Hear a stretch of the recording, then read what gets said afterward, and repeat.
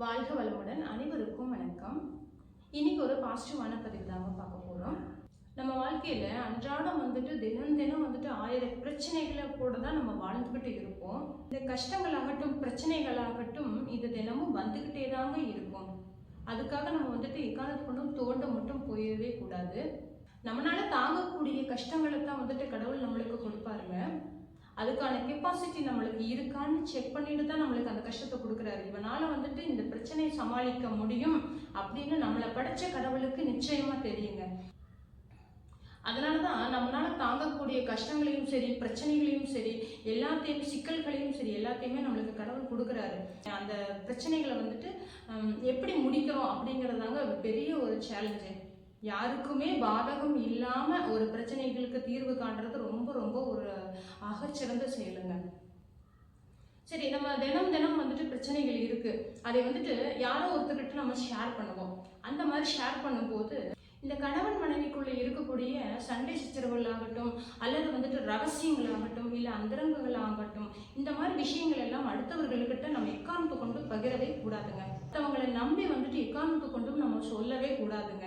முடிஞ்ச அளவுக்கு மேலோட்டமா ஒரு சின்ன சின்ன விஷயங்களையும் நம்ம மன கஷ்டங்களை சொல்லிக்கலாமே தவிர ரொம்ப உள்ளார்ந்த ஒரு விஷயங்களை நம்ம வீட்டுக்குள்ள நடக்கிற விஷயங்களை ஒருத்தர் நம்பி சொல்றது பின்னாடி நமக்கு நாமே குழி தோண்டிக்கிறதுக்கான செயல் தாங்க. ஒருத்தரை நம்பி நம்ம ரகசியங்கள் எல்லாமே சொல்றது.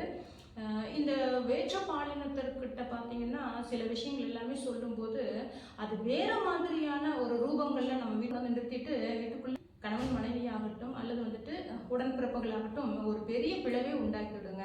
அதனால முடிஞ்ச வரைக்கும் யாருக்கிட்டையுமே இந்த ரகசியங்களை ஆகட்டும் இல்லை ஒரு நல்ல விஷயம் நடந்திருக்கு அப்படின்னா நீங்க சொல்லுங்க, அதையும் மேலோட்டமா சொல்லுங்க, ஏன்னா திருஷ்டிப்படும். அதனால முடிஞ்ச அளவுக்கு எல்லாத்துக்கிட்டையுமே ஒரு அளவோடு வச்சுக்கிறது ரொம்ப நல்லதுங்க. நம்மளுடைய மனநிலைக்கு ரொம்ப ரொம்ப நல்லதுங்க. கேட்குறவங்களுக்கு பார்த்தீங்கன்னா நம்மளோட பிரச்சனைகள் ரொம்ப ரொம்ப சுவாரஸ்யமாக இருக்கும்.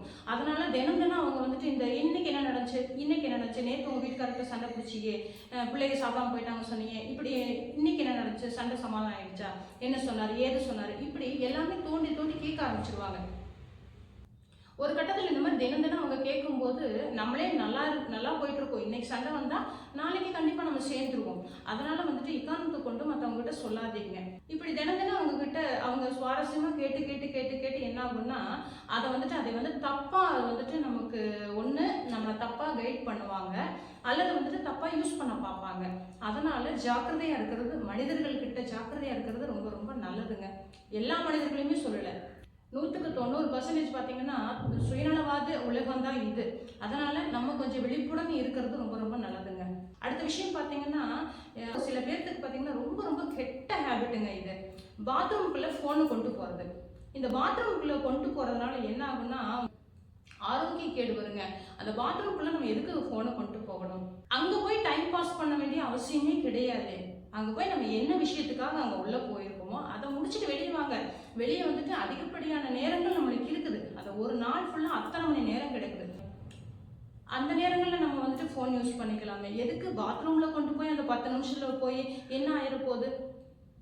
அந்த போனை நீங்க பாத்ரூம்குள்ள கொண்டு போய் வைக்கிறீங்க, அதனால கிருமிகள் வருது. அந்த போனை திரும்பவும் கொண்டு பெட்லயும் வைக்கிறீங்க, என்ன ஆகுது? பெட்ரூம் ஃபுல்லா கிருமிகள் வரும். இது ஆரோக்கிய கேடான விஷயம். இதை குழந்தைங்க தூங்கிட்டு இருப்பாங்க, அவங்க பக்கத்துலயும் வைப்பீங்க, என்ன ஆகும்? ஆரோக்கிய கேடு வரும். இதை கிச்சன்ல கொண்டு போய் வைப்பீங்க, ஆரோக்கிய கேடு வரும். அதனால இந்த மாதிரி சுத்தமா இருக்கிறது ரொம்ப ரொம்ப முக்கியங்க. நம்ம ஒரு நல்ல ஒரு பழக்க வழக்கங்கள் கொண்டாலே நம்ம வாழ்க்கையில நிறைய கஷ்டங்கள்ல இருந்து தப்பிக்கலாம். அடுத்த விஷயம் பார்த்தீங்கன்னா கணவன் மனைவி உறவுக்குள்ள அன்பு, பாசம், நேர்மை, ஒழுக்கம், உண்மை, இந்த 5 விஷயங்கள் இருந்தால் தான் நமக்கு குடும்ப வாழ்க்கை சீரா போகுங்க.